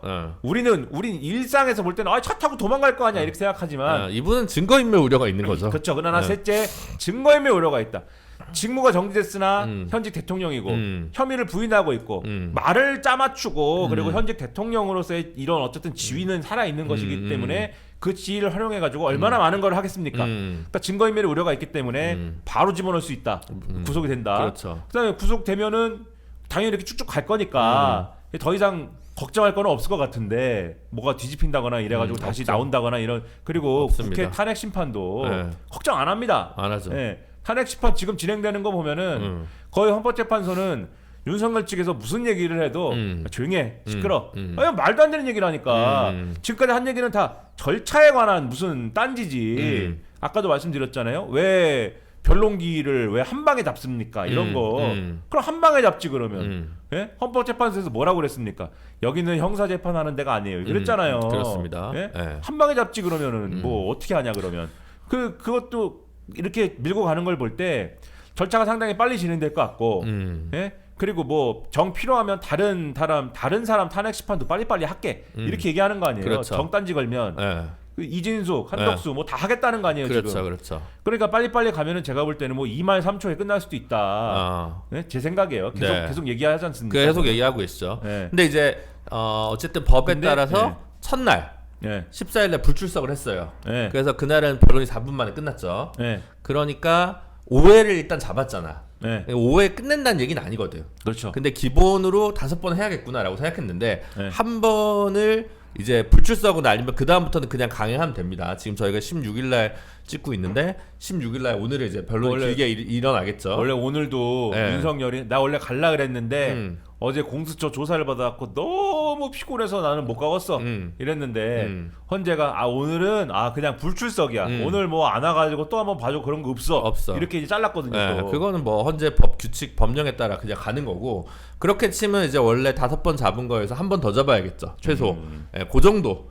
약간의 딜레이는 있을 수 있다. 계속 말씀드리지만 그리고 이제 저는 모르겠어요. 이제 그래도 헌재는 합리적인 곳이니까 그러니까 그런 생각을 저는 하는 건데 그 1월 전에도 말씀드렸지만 1월 22일에 권한쟁의 심판 헌재 최상목 권한대행 임명 안 하는 거 관련해 가지고 그것은 반드시 변론기일을 잡아야 되는 사건인 필요적 변론 사건이라서 변론기일이 그날 잡혔는데 그러니까 여기서 권한쟁의 심판이라는 거는 지금 말씀하신 최상목이 헌법재판관을 국회가 선출한 3명을 임명해야 되는데 2명. 말도 안 되는 이유로 2명만 임명해가지고 1명 임명 안 하고 있는 거에 대해서 네. 국회의장이 야 이거는 국회 권한인데 3명 선출한 네, 거를 네. 임명시켜주는 게 국회 권한인데 네. 왜 대통령 권한대행이 국회 권한을 침해했느냐에 대해서 권한쟁의 심판을 지금 걸은 게 있는 거죠. 그렇죠. 그 침해를 저는 그럼 2월달에 판단하고 그렇게 해서 9명 체제를 완성한 다음에 선고를 하지 않겠느냐 그런 그림이 있지 않겠느냐 헌재에서라는 생각이 있는 거죠. 어쨌든 구인 완전체를 전제로 해서 네. 선고를 한다. 네, 그렇게 생각을 그러면 하는 3월 달이다. 뭐 3하 정도로 3월 달 말로. 네. 뭐 그렇죠. 네. 뭐 4초일 수도 있는데 뭐 어쨌든 그거는 이제 두 개다. 뭐냐면 이제 한덕수 총리 거를 같이 하느냐. 저는 늘 말씀드리지만 한덕수는 8대0 9대0은 아닐 것 같다. 그러면 소수 의견 쓰는 사람이 일단 한덕수 얘기는 조금 제가 왜냐면 말을 끝내고 네. 그래서 이렇게 쭉쭉 가면 그 다음 스테이지는 뭐냐 뭐 대선하고 이러겠지만 네. 수사와 요 법의 영역에서는 그 다음은 우리 여사님 사건 다뤄야 된다. 그렇죠. 공수처가 네. 지금 공수처 4부가 지금 그 열심히 이제 윤석열 수사하고 이제 윤석열 잡으러 갈 때도 공수처 검사가 앞에서 이 진두지휘하고 이랬잖아요. 공수처가 다 참 공수처 문제가 많은 조직이고 공수처가 사실 윤석열 정권에서 장악이 되고 이랬지만 그 양반 열심히 한 거거든요. 공수처 검사. 그 이름 차 뭔데 잊어버렸는데 지금 하도 여러 사람 이름이 왔다 갔다 하니까. 차정현 검사인가? 그 검사 아무튼 열심히 한 건데 또 거기가 또 최상병 그거 해야 돼요 또 불쌍한 사람이에요 지금 거기가 몇 명 되지도 않는데 최상병을 하고 나머지는 결국은 특검으로 넘어가겠죠. 김건희 특검 따로 있으니까. 그렇죠 뭐 네. 그럴 건데 근데 김건희 특검에 앞서서 지금 내란 특검 뭐 어쩌고 한데 요거는 또 좀 이따 얘기해야 될 것 같은데 아무튼 그걸 해야 되기 때문에 어쨌든 다음 스테이지 수사의 스테이지는 이제 여사님 건을 하는 요 공수처의 한 줄기 그다음에 미륵불 얘기하는 검찰의 한 줄기 요게 일단은 궤도에 오를 것이다 이 생각이 들고 한덕수 탄핵 어떻게 됩니까? 한덕수 탄핵. 아니 저는 소수 의견이 나올 거라고 생각하는 거예요. 근데 이제 되냐 안 되냐. 이제 거듭 말씀드리지만 그건 이제 수사에서 그 국무회의에서 무슨 일이 있었는지가 조금씩 드러나면서 이제 판단이 달라지겠지만 일단은 결국 핵심적인 사유는 헌재재판관 임명 안 한 부분인데 네. 그게 이제 하루 이틀밖에 안 돼가지고 조금 약하지 않냐. 지금 한덕수의 변은 나는 그냥 임명을 보류한 거요. 보류한 것이지 내가 뭐 안 했습니까? 이렇게 주장을 하는데 근데 이제 제가 만약에 국회 측이면 이렇게는 주장할 수 있을 것 같아요. 내가 국회 측이면 보류했다고 지금 주장을 하면 네가 그 보류의 논리가 제가 여러 가지 일이 있어가지고 제가 조금 있다가 제가 임명하겠습니다 할지 뭐 이런 논리였어야 되는데 네가 들은 논리는 네가 그때 분명히 뭐라고 그랬냐면은 여야 합의가 안 돼가지고 내가 이게 뭐 전례가 안 맞고 무슨 뭐 위헌적이고 뭐 이런 이유를 들어갖고 네가 안 한다고 했다. 그래서 요거는 무슨 뭐 이 시일의 문제나 이런 게 아니고 네가 굉장히 의지를 가지고 네 권한에 대한 네 오인이 있어서 이 법리에 대한 너의 잘못 해석하는 그런 게 있어서 네가 안 한다고 한 것이다. 그렇기 때문에 네 논리대로 하면은 여야 합의가 있어야 된다라는 그 전제가 해소가 안 되면 그게 충족이 안 되면은 임명을 안 한다가 되는 것 아니냐. 그럼 요거는 우리가 볼 때는 헌법을 심대하게 위반해 가지고 헌법 기관을 마비시키려고 한 것이고 그 의도가 너의 전에 행동을 봤을 때 윤석열에 대해서 윤석열의 기울어진 어떤 행위이다. 뭐 이렇게 주장할 것 같거든요. 그럼 어떻게 봅니까? 그러니까 그 예를 들면 노무현 대통령 탄핵 사건 때 이건 헌법 위반이 있는데 탄핵할 건 아니야 라고 하는 중대성으로 이제 가잖아요. 그러니까 근데 거기서 저는 이제 사람을 보는 거죠. 이 8명 체제일 때 6대 2가 돼야 되는데 여기서 5대 3이 되면 어떡하지? 근데 만약 마은혁 재판관이 오면 6대 3 정도가 될 수도 있을 텐데 그렇잖아요. 6명이 필요하니까. 그래서 5대 3이 될 수도 있지 않나? 그러면 탄핵이 된다고 얘기하는 사람은 5이지만 6명이 돼야 탄핵이 인용될 거기 때문에 생겨날 문제의 가능성을 배제하지 않는다. 그래서 제가 아까 얘기했던 그러면 완전체인 상황에서 이걸 또 하냐 안 하냐도 조금 약간 쟁점이 될 수 있다. 그러니까 간발의 차이일 것이다. 네, 뭐 그렇게 좀 보는 부분이 있는 거죠. 최소 2명 정도는 이거 아니지 않아요?라고 할 것 같은 분들이 좀 보이는 거죠. 네, 그렇다 보니까 왜냐하면 이제 보수적인 분들이고 그 중에서 전부 다 꼭 그렇게 쓴다는 게 아니라 한 5할 타율로 하면 2명 정도는 그렇게 쓸 것 같은데 그리고 2명 정도 써도 부담이 없을 것 같은데 이런 생각을 이제 그냥 하는 거고. 그래서 그러니까 현재 구성상 보수적인 헌법 재판관들이 요 한덕수 문제에 대해서는 이게 뭐 헌법 위반의 소지가 있어도 중대한 헌법 위반은 아니잖아 이렇게 하고서는 아마 탄핵은 안 할 수 있다. 그러니까 쓰려면 쓸 수 있거든. 쓰면 쓸 수 있다는 게 저는 늘 중요한 거예요. 이거 어떻게 써? 지금 그 소수 의견 나올 것 같아요? 안 나오죠. 윤석열 탄핵은 못 써요. 쓸 수가 없습니다. 팔이 나가지 않아. 이거 곡하가세나 진짜 윤석열 만년필 수준이 아니면 어떤 마법이 들어가 있거나 이쯤은 못 씁니다. 왜냐하면 헌법 재판관들도 다 노후가 있어요. 그러니까 어디 가서 내가 대한민국에서 헌법 재판관 정도 한 헌법 학자요 이러고 다녀야 돼요. 미국도 가고 학회도 참석해야 그쵸, 되고 그래야 되는데 그 판결 한 내용에 그 탄핵 심판의 결론 내용에 살다 보면 비상계엄 할 수도 있다. 근데 비상계엄 뭐 선포할 수 있고 그 다음에 또 살다 보면은 비상계엄 선포해서 국회를 공격할 수 있다. 뭐 이렇게 했다. 그럼 이 녀석의 논문이 인용이 되겠냐고요. 예를 들면. 그리고 연구관한테 좀 초안을 좀 시키거든요. 근데 연구관이 이거 어떻게 씁니까? 그러면 이제 자기가 처음부터 써야 되는 거야. 못 써.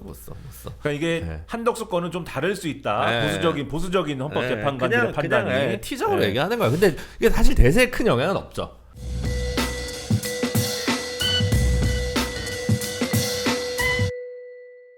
저는 이제 이거 체포도 그렇다고 생각하고 어차피 파면은 뭐 4월 18일 전에 무조건 되는 거기 때문에 그냥 우리는 이제 6월에는 뭐 아마 6월 중하순에 늦어도 새로운 대통령을 뭐 선출해 있지 않겠냐라고 이제 낙관하는 건데 그 가는 길이 너무 힘들어. 그런 거가 하나가 걱정이고 스트레스고 두 번째는 지난번에 계속 우리 김나 평론가님이 얘기하시는 겨울이 오고 있다.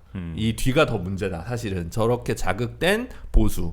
오늘 MBS 그 지표조사 케이스 뭐 있잖아요. 그 여러 그 리서치 회사들이 공동으로 하는 지표에서도 보수 1위 김문수 13%인가? 그것도 나왔어요. 그러면 지난주 갤럽에서 김문수 장관이 보수 후보 중에 1위 한 거나 이거 한 거나 이게 결국은 다 지금 윤석열, 전광훈 뭐 등등등등이 하고 있는 그게 지금 계속 결집? 극우화의 그 증거잖아요. 사실 그걸 더 걱정해야 된다고 계속 주장하시는 거 아닙니까? 사실은 우리 욕은 하지만 그렇죠. 그게 한국 사회에 안 좋은 영향을 계속 미칠 거잖아요. 그러니까 여론조사는 뭐 어디 가나 말씀드리는데 여론조사는 지금 이제 여론조사가 뭐 잘못했다, 여론조사가 뭐 의도를 갖고 있다 이게 아니고. 그러니까 항상 그 맥락을 참고해가지고 우리가 해석을 해야 되는 거잖아요. 그쵸. 숫자는 숫자인 것이고 숫자인 해석을 해야 되는 문제가 있는 건데 지금 예를 들면은 범민주당 지지층 플러스 이제 중도 내지는 이제 그다음에 범진보 지지층 뭐 이렇게 좀 부른다면 이 지지층은 여론조사나 뭐 이런 것에 대해서 결집해 있지 않아요. 왜냐하면 지금 국면은 이게 무슨 어느 당을 지지하냐라는 등의 이런 거 할 때가 아니라고 생각하기 때문에 그쵸, 그게 아니죠. 지금은 어떤 때냐? 일단 윤석열을 단죄를 하고 지금 어쨌든 공화정의 가치를 되살리고 공화정의 어떤 이런 시스템을 다시 뭐 복구하고 회복하고 이런 게 중요하다라고 그쵸. 생각하기 때문에 네. 그래서 이런 게 중요하다고 생각하니까 이 여론조사 응답이나 이런 게 상대적으로 이완될 수 있고 근데 아까도 말씀드렸듯이 이 범보수층은 극우 지지층 포함해가지고 범보수층은 지금 그게 아니고 이재명을 막자라는 게 국민의힘의 모든 캠페인의 결론이잖아요. 그쵸. 예. 만물 이재명 원죄설이잖아요. 지금 그쵸, 모든 그쵸. 거에 대해서. 네. 그러니까 그것이 활성화되어 있기 때문에 이분들은 이미 대선에 준하는 정도의 어떤 층은 어떤 보수층은 대선에 준하는 정도로 결집이 돼 있습니다. 활성화돼 있습니다. 그러니까 여론조사에 굉장히 적극적으로 응답을 하죠. 그렇죠. 그리고 요걸 또 좀 더 세분화시키면은 국민의힘 지지층 중에서도 국민의힘이 야 지금 이렇게 가면 안 돼. 윤석열 방어하고 관저 앞에 가가지고 저거 스크럼 짜고 국회의원들이 그러면 안 돼. 이런 생각을 가진 보수층은 이미 국민의힘 지지층을 떠났거나 그래서 이제 무당층으로 갔거나 뭐 이런 상태인데다가 응답이 비활성화돼 있죠. 지금 응답을 안 하겠죠. 이 사람들은 여론조사에 응하지 않겠죠. 근데 지금 열심히 응답을 해갖고 나 국민의힘 지지해요. 이런 사람들은 국민의힘 지금 잘하고 있어. 이런 사람들일 거 아닙니까? 그러니까는 국민의힘 지지층은 지금 국민의힘 지지한다고 말하는 층이 상당히 극우화되어 있는 사람들인데 그 사람들이 또 여론조사에 굉장히 열심히 응하고 있는 거예요. 그러니까 김문수 분이 김문수 장관님 같은 분이 지금 두 자릿수가 나온다는 게 이제 말이 됩니까 지금 대권 주자 지지율이 엄청난 일이죠. 두 자릿수가 나오지 않거든요 실제로는. 한국 정치의 다이내믹스와 여론조사의 진짜 뭐랄까 희화화 업계에 있는 그 조사쟁이들이라고 자기들 표현하는데 네. 그분들도 황당할 거예요. 그렇죠. 자기가 조사해놓고도 자기들이 놀란다니까요 지금. 이게 뭐지? 그리고 국민의힘도 놀라요 지금. 네. 국민의힘도 그 내부의 전략단위들은 우리가 이렇게 나오면 안 되는데 이렇게 생각할 거라고요. 그쵸. 지금. 네. 김문수가 이렇게 나오면 안 되는데 이거 그럴 건데 그러나 이 숫자는 마약 같은 것이기 때문에 이게 나오면 어쨌든 글로 가는 거거든요. 그쪽으로 가는 거거든요. 그게 장기적으로는 국민의힘에 독이 되는 건데 그래서 어떻게 되느냐 이게 내란 특검을 해야 되는데 권성동 원내대표는 어쨌든 간에 자기의 국민의힘 자체 발의안을 내겠다는 거잖아요. 오늘 이제 그렇게 다행스럽게 결론을 냈지만 이 논의 과정에 진짜 웃긴 일이 많았다고요. 의원총회를 하는데 영남권을 중심으로 안 된다는 거예요. 아니 근데 다 터놓고 공개적으로 설명을 해줬습니다. 원내 지도부에서 권성동 원내대표가 야 이게 진짜 하자는 게 아니고 민주당이 하자는 내란 특검이 수사 범위나 뭐 이런 게 굉장히 넓은데 이거를 그대로 통과시키면은 우리가 참 그 피해가 클 수가 있어요. 우리 의원들도 피를 볼 수가 있어요. 네, 그러니까 근데 지금 봐봐라 친한계 뭐 이런 녀석들은 지금 민주당이 추천권을 야당 추천이 아니고 대법원장 추천으로 갈아 끼웠기 때문에 버렸기 때문에 이거는 뭐 괜찮지 않아? 이런 분위기 아니냐 지금. 그래갖고 이탈표가 우리가 아무리 거부권 쓰세요 이 상목이 놈아 이래가지고 최상목이 녀석아 거부권 써 이러면 최상목이는 지금 우리 말을 듣기 때문에 국민의힘 생각에 우리 말을 듣기 때문에 최상목이가 거부권을 써주겠지만 그렇게 해가지고 한 바퀴 돌아가지고 제2요구 상황이 됐을 때 제2요구권 해가지고 재의결하는 상황이 됐을 때 그러면은 친한계가 일부가 이탈을 하면은 지난번에 이탈표 6표 나왔는데 2표 이상 안 나오겠냐. 나올 수가 있다. 그래서 이 명분을 꺾기 위해서는 우리만의 자체 특검법을 발의를 일단 하고 우리한테 조금 유리한 걸로 발의를 하면 이 발의한 걸 민주당이 받아주겠냐. 안 받아준다. 안 받아주면 우리가 낸 안을 상대편이 안 받아줬는데 그러면 상대방 안을 우리가 찬성을 해야 되느냐. 찬성하지 말아야 된다. 요걸로 상대방 안에 대한 이탈표, 상대방 안에 그러니까 민주당 안에 찬성하는 이탈표를 방지할 수가 있게 된다. 이러한 멋진 전략이기 때문에 여러분들 우리만의 특검법을 내야 되는 겁니다. 다 설명해줬거든요. 근데 영남권 의원들이 안 된다. 우리는 지금 공수처도 못 믿고 사법부도 못 믿고 검찰도 못 믿는데 특검을 왜 하냐? 이것은 보수 괴멸법이다. 이러면서 막 아직도. 안장을 까고 막 거기서 김상욱 의원한테 김대식 의원인가요? 너는 정치를 그따위로 배워갖고 말이야. 너는 말이야 호영호제를 허락하지 않는다 이런 거 아니에요? 너 나한테 형님이라고 하지마 이제부터 너 말이야. 뭐 이러고 뭐 난리가 나고 말도 안 되잖아요. 그러나 어쨌든 그 우여곡절 끝에 오늘 아마 또 이렇게 불러 모아고 이거 그러니까 그 월요일 날 일어난 일이거든요. 이게 월요일 날 난장을 해가지고 합의가 안 되고 이게. 근데 아무튼 지금 한 이틀 3일을 다시 얘기해가지고 다 설득을 개별적으로 또 해가지고 오늘 모아가지고 여러분 해야 됩니다. 그래갖고 이제 그 자기들 나만의 특검법을 이제 발의를 하는 거예요. 근데 뭐야 이게 추천을 대법원장이 추천을 합니다. 지난번에는 무슨 다른 단체가 같이 하고 뭐 이런 거를 막 고민을 했는데 변협이나 한국법학교수회나 이런 거. 네. 네. 대법원장이 그냥 하고 대신에 2명 하지 말고 3명 하자. 그 뭔 의미가 3명 하고 그다음에 요 범위를 외환죄 이런 거는 빼자. 빼고 뭐 이렇게 하자. 뭐 이런 정도예요. 네. 그런 정도인데 근데 민주당 입장은 그러면 이게 수가 뻔히 보이는데 아이 국민의힘 뭐 이런 거 냅니까? 이런 거 얘기하지 마세요. 이렇게 치고 가면은 그것도 이제 상대방 수에 말리는 거 아닙니까? 민주당 입장 뭐냐면 갖고 오세요. 협의하겠습니다. 이거거든요. 제가 볼 때는 그거 갖고 오라고 한 다음에 이게 협의인지 아닌지 애매한 걸로 해서 협의됐다고 하면 됩니다. 사실은 뭐 3명 2명이면 어때고 3명이면 어때? 그치. 뭐 이게 노림수가 있습니까? 2명과 3명에? 없을 것 같은데. 어차피 대법원장이 추천하는데 네. 대법원장이 2명 추천하면은 민주당 말만 들어서 2명이 되고 3명 추천하면은 3명 중에 1명은 뭐 국민의힘 말을 들어줘갖고 3명이 되나? 그거 잘 모르겠거든요. 그래가지고 그런 얘기가 아닐 텐데 이게.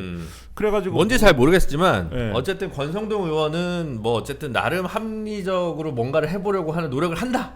예. 라는 것만 살 수 있을 것 같아요. 높이 사는 건 아니고. 그리고 기사를 더 자세히 아마 좀 검토해야겠지만 뺀다고 하는 것도 지금 외환죄 중에 지금 외환 유치죄를 뺀다고 하는 것 같은데 우리 또 김준일 변호사가 지난번에 지적한 바에 의하면은 그거는 뭐 어차피 뭐 별 소용 없는 거잖아요. 네. 외환 유치죄 자체를 적용하는 게 무리기 때문에 그 밑에 있는 일반 이적죄를 적용해야 되는 것이다라고 주장을 그렇죠. 하여서 그렇죠. 아마 그런 쪽으로 얘기를 하는 것 같은데 네, 맞아요. 예, 외환 유치죄를 빼자 이거 뭐야? 예, 그래서 아마 그래서 지금 그 올라간 안은 외환이라는 표현은 안 들어가 있고 예. 뭐뭐를 한 행위, 뭐뭐를 한 행위에서 행위별로 이렇게 행위 그쵸. 태양별로 해놨어요. 예. 그리고 비상계엄에 관련하여서 그걸 앞으로 수정하려 해서 딱 넣었죠. 네. 초안에 없다가. 비상계엄과 관련하여서 음. 라는 전제까지 들어갔기 때문에 그 민주당의 특검을 통과시키면은 국방이 무너지고 안보가 무너지고 군대가 무너지고 뭐 완전히 지금 뭐 조선일보 이런 데서 막 무슨 뭐 완전히 외환죄 수사하면은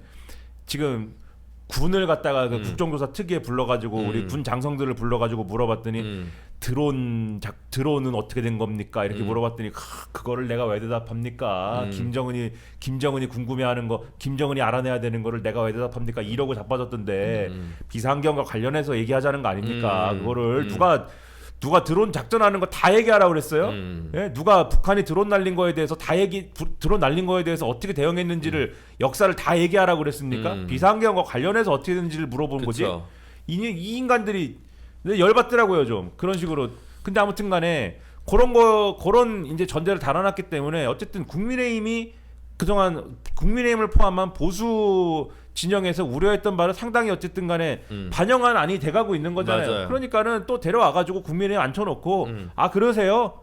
그러면은 또 반영을 할게요. 이러면 됩니다 또. 예, 뭔진 모르지만 뭘 반영했는지는 모르지만 뭔가 되겠죠. 그러니까 저는 사실 검찰이 워낙 지금 빡세게 나오고 있기 때문에 그냥 뭐 크게 대세가 달라질까라는 생각을 좀 나이브하게는 하고 있고 오히려 지금 이제 오늘 이제 마지막으로 하는 오늘인가요? 난 어젠지 오늘인지 지금 난 모든 뉴스가 헷갈려.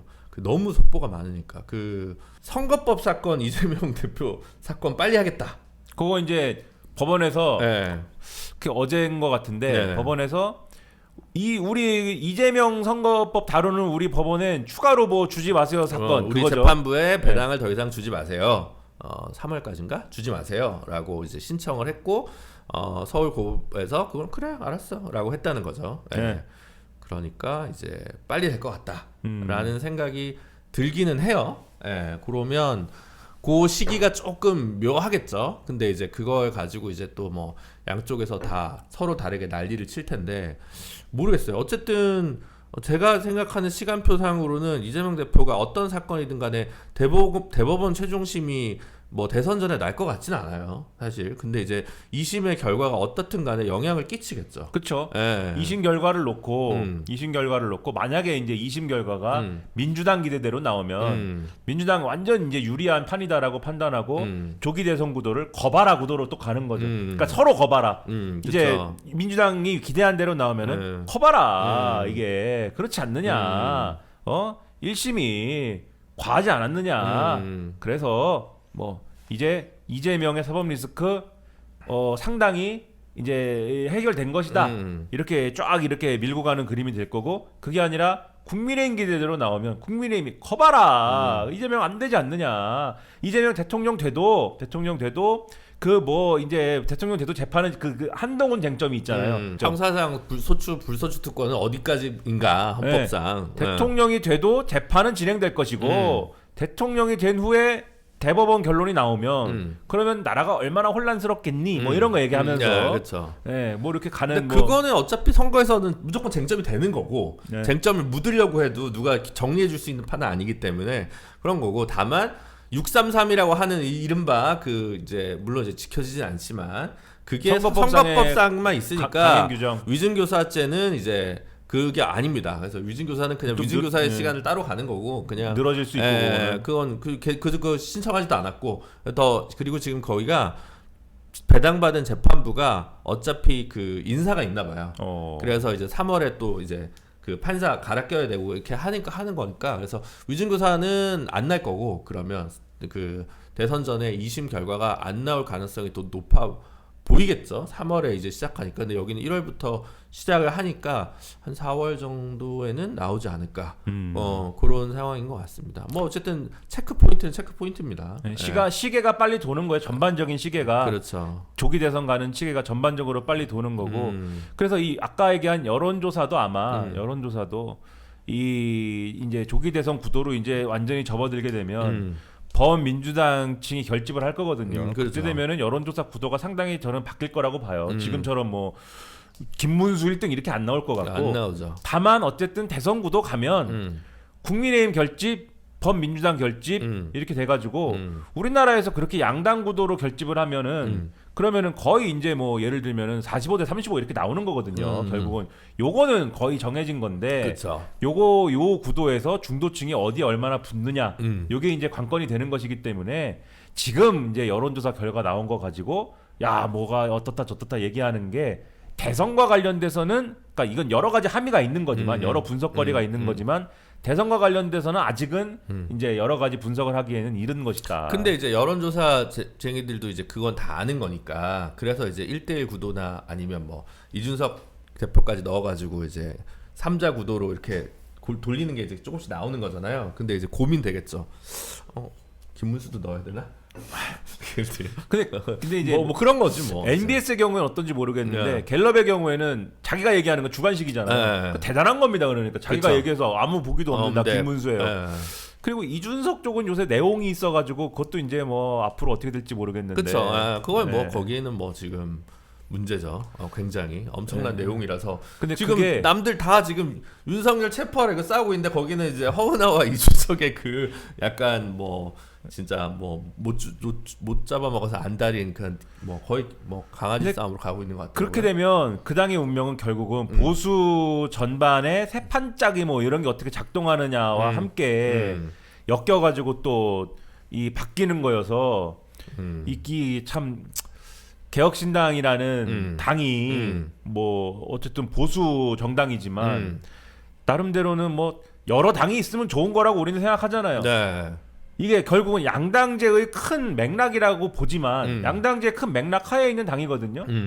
그런 당인 것 같지만 그래도 대선을 여러 주자, 여러 후보들이 뭐 경쟁적으로 이렇게 다당제적 구도에서 치르는 게 어쨌든 좋은데 그런 구도가 좋은 건데, 이거 어쨌든 이게 또 어떤 보수의 큰 판을 또 짜가지고 결국은 보수의 단일 후보 이렇게 되는 그런 과정으로 또 진입하는 지금 초기 단계 같은 걸 보고 있는 게 아니냐, 이런 생각도 좀 들고 뭐 이런저런 뭐 생각이 있습니다. 이것도. 그거는 저는 그러니까 이제 오세훈, 한동훈, 유승민 이런 사람이 대선 주자가 되면 단일화를 할 거고, 홍준표, 김문수 뭐 이런 사람이 대선 주자가 되면 완주를 할 거고 뭐 그런 뻔한 정답 아닐까요? 이준석 대표가 이제 정할 수 있는 길이라는 것이. 근데 이게 당 대 당이 뭔가 이렇게 협의 내지는 결의해가지고 뭐 그렇게 되는 거랑 보수가 세 판짜기 이런 개념으로 가서 정계 개편식으로 해가지고 하는 거랑 약간 의미가 달라질 수가 있잖아요. 이게. 그럴 수는 있겠죠. 그래서 그런 거에 대한 이제 조짐이 좀 보이지 않느냐 지금 상황이. 예. 뭔가 들으신 얘기가 있군요. 아니 들은 얘기는 없고 들은 얘기는 없고. 예, 들은 얘기라는 게 여의도 주변에 해석들이지 않습니까? 다 이 해석, 이 호사가들의 해석들만 있는 거고 지금 뭐 누군들 자기 미래를 알겠어요? 그쵸. 이준석 의원님들 본인 미래를 지금 알겠습니까? 모르죠. 허은하 대표인들 자기 미래를 알겠어요? 네. 그래요. 어쨌든 뭐 거기도 하여튼 내홍이라서 참 남들 지금 진짜 이건 뭐 완전 이상한 다른 세계를 혼자 쓰고 있어가지고 난감할 것 같아요. 아마 그쪽은 완전히 뭐 왜 그런지는 잘 모르겠습니다. 그냥 뭐 애쓴다 뭐 이런 생각을. 그 왜 그런지를 잘 진짜 모르겠는 게 계속 봤거든요. 무슨 얘긴가? 봤는데도 잘 모르겠어요. 잘 모르겠어요. 네. 잘 모르겠어요. 그래서 그러니까 무슨 내용인지는 알겠는데 무슨 사이가 안 좋다는 건 알겠어. 네, 그리고 무슨 내용인지는 알겠는데 그래서 왜 이렇게 되지? 그거를 예. 그리고 이렇게 되는 거에 대한 이유 썰은 많아요. 지금 썰들은 많은데 예, 잘 이해는 안 됩니다. 하여튼 잘 이해가 안 가요. 그래서 뭐 그런 얘기들을 다 하죠. 그러니까 더 관심이 없는 거예요. 왜 저러? 그러면 그들은 늘 불화하는가? 뭐 이런 그런 정도인 것 같습니다. 요 정도로 요즘 현안을 좀 짚고 네 그렇습니다. 그리고 저희가 뭐 슈퍼챗 이런 거는 안 받지만 그 오늘 제 생일입니다. 그래서 그래요? 네 1월 17일이 제 생일이기 때문에 평소보다 좋아요와 주변에 구독, 댓글, 알림 설정을 좀 많이 해주셨으면 좋겠다. 이런 생일 선물로 이런 바람을 좀 전달해 봅니다. 네. 대단한 걸 요구하는 게 아니니 해주시겠지? 네. 평소보다 댓글 좀 더 많이 달아주시고요. 좋아요 좀 더 많이 눌러주시자. 구독. 구독도 꼭 하고 지금 구독 부탁드립니다. 네. 그렇죠. 얼마 전에 후배 변호사가 자기 회사에서 회식을 하다가 김준호의 야망 구독자를 만났다면서 전화가 밤에 있더라고요. 그래서 통화를 했습니다. 그래서 대한민국에 4천 한 200 몇 분밖에 없는 그 대한민국 1000만분의 1. 그러니까 언제 이거 되는 거야? 1000만분의 1. 네, 을사년에 좀 잘 돼야 될 텐데. 네, 1000만분의 1. 잘 부탁드리고요. 네, 다음 자부심을 가지십시오, 여러분. 여러분 1000만분의 1입니다. 다음 시간에는 구속영장이 나온 시점에서의 윤석열 구속영장이 나온 시점에서의 또 변화된 상황을 가지고 찾아뵙도록 하겠습니다. 네, 지금까지 저는 김준우였습니다. 김준우였습니다.